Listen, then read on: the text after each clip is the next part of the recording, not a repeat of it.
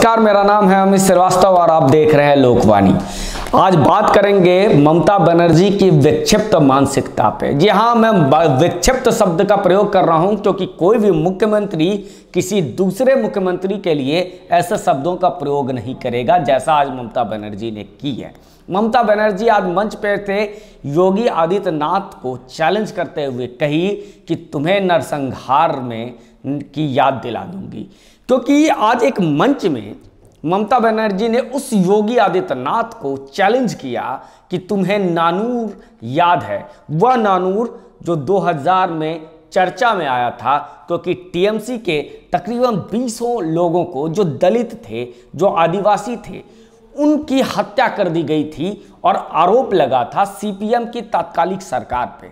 और वो एक बहुत बड़ा राजनीतिक नरसंहार था। उसकी याद दिलाते हुए ममता बनर्जी ने कहा कि योगी आदित्यनाथ आए तो आए, क्या उसे नानूर याद है? किसे धमकाना चाहती है, किसे डराना चाहती है ममता बनर्जी? उस योगी को जिस पे बम फेंकने वाला मुख्तार अंसारी आज जेल में है और उसके परिवार वाले योगी आदित्यनाथ की उस पत्र से नाराज हैं, दुखी हैं, परेशान हैं, जिसमें वो कह रहे हैं कि मुख्तार अंसारी को पंजाब से हम बाय रोड लेकर के जाएंगे। उस योगी को डराने का प्रयास कर रही है ममता बनर्जी, जिसने अपने जीते जी अपना श्राद्ध कर लिया हो, जिसने इतनी गोलियां उन पे बम बरसाए गए, उनके काले किले पे उन्हें प्रताड़ित करने की कोशिश की गई और वो आग में तप कर सोना कुंदन बन करके योगी आदित्यनाथ सामने आए और एक लंबी राजनीतिक पारी खेली। आज वर्तमान में उत्तर प्रदेश जैसे बड़े राज्य के मुख्यमंत्री हैं, उस योगी आदित्यनाथ को डराने की कोशिश कर रही है ममता बनर्जी कि अगर तुम बंगाल में आओगे तो तुम्हारे साथ भी वही होगा जो नानूर में किया गया, जो नरसंहार किया गया था बंगाल में। और संभवतः ये ऐसा नरसंहार था जिसमें 20 दलितों को मारा गया था, वो उसकी याद दिलाना चाह रही है ममता बनर्जी, यानी धमकाना चाह रही है। अब सोचिए उस प्रदेश के जनता की क्या हालत होगी जहां के मुख्यमंत्री खुद दूसरे मुख्यमंत्री को डराते हो नरसंहार के लिए, तो वहां के आम जनता को कितने इसके टीएमसी के गुंडे धमकाते होंगे, इस विषय पर भी विचार करने की आवश्यकता है। क्योंकि आज जो एक माहौल है बंगाल में कि 147 भारतीय जनता पार्टी के कार्यकर्ताओं की हत्या हो गई है और ममता बनर्जी का जो गुस्सा है, ममता बनर्जी की जो तानाशाही है, ममता बनर्जी की जो गुंडागर्दी है, वो खत्म नहीं हो पा रही है। इसलिए यह सवाल फिर से उठता है कि ये क्या संरक्षण, ये जितनी भी हत्याएं हुई हैं, यह ममता बनर्जी के संरक्षण में हुई है? क्या इसमें मौन स्वीकृति थी या ममता बनर्जी का इसमें इनडायरेक्ट इन्वॉल्वमेंट था? क्या इनके परिवार के लोगों का इनडायरेक्ट इन्वॉल्वमेंट था? क्या इनके जो पालित पोषित गुंडे हैं ये उनका इन्वॉल्वमेंट था?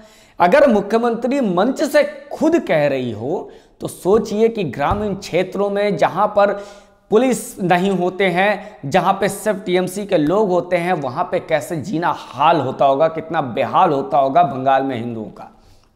और तब यदि आरोप लगता है बंगाल में कि ममता बनर्जी हिंदुओं का हत्या करवाती है, ममता बनर्जी भारतीय जनता पार्टी के कार्यकर्ताओं की हत्या कराती है, ममता बनर्जी आरएसएस के कार्यकर्ताओं की हत्या कराती है, तो इस पर कैसे लोग अस्वीकार कर दे, इस पर कैसे शंका कर दे, जबकि आप मंच से ही ये कह सकती हैं कि योगी आदित्यनाथ को नानूर याद है। किसे धमकाना चाहती हैं? क्या लोकतांत्रिक व्यवस्था में आप किसी भी ऐसे चुने हुए मुख्यमंत्री को आप धमका सकती हैं? और उस व्यक्ति को जिसकी लोकप्रियता जब देश में सबसे ज्यादा है, विदेशों में सबसे ज्यादा है, उस मुख्यमंत्री के जिसने लॉकडाउन में काम करके दिखाया और जहां भी गए चुनाव प्रचार में वो सीट जितवा दी है।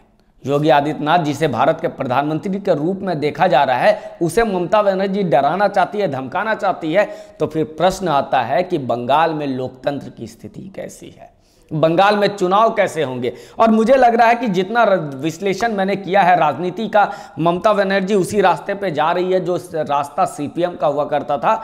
यानी आप जब देखेंगे 2000 से लेकर के उसके बाद, हालांकि सीपीएम का एक इतिहास रहा है नरसंहार का, कम्युनिस्ट पार्टी ने एक बहुत लंबा इतिहास रचा है बंगाल में, केरल में, पंजाब में, मुंबई में, महाराष्ट्र के अंदर इतनी हत्याएं राजनीति में की करवाई है। वो क्या सीपीएम के ही रास्ते पे चल रही है? क्योंकि सीपीएम को चीड़ थी वंदे मातरम शब्द से। अब ममता बनर्जी वंदे मातरम बोला करती थी, जिस प्रकार आज ममता बनर्जी को श्री राम शब्द से नफरत है, चिढ़ है, वही शब्द, वैसे ही सारी चीजें सीपीएम को वंदे मातरम से होता था। इसलिए ममता बनर्जी ने मां माटी मानुष का नारा दिया था, इसीलिए ममता बनर्जी एक राष्ट्रवादी व्यक्ति के रूप में सामने आई थी। लेकिन हुआ क्या?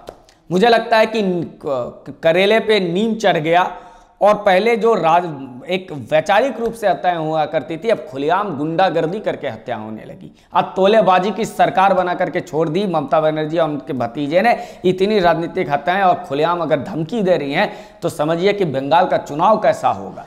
हमारी नज़र बने रहेगी इस विषय पर। बने रहिए हमारे साथ और देखते रहिए लोकवाणी। नमस्ते।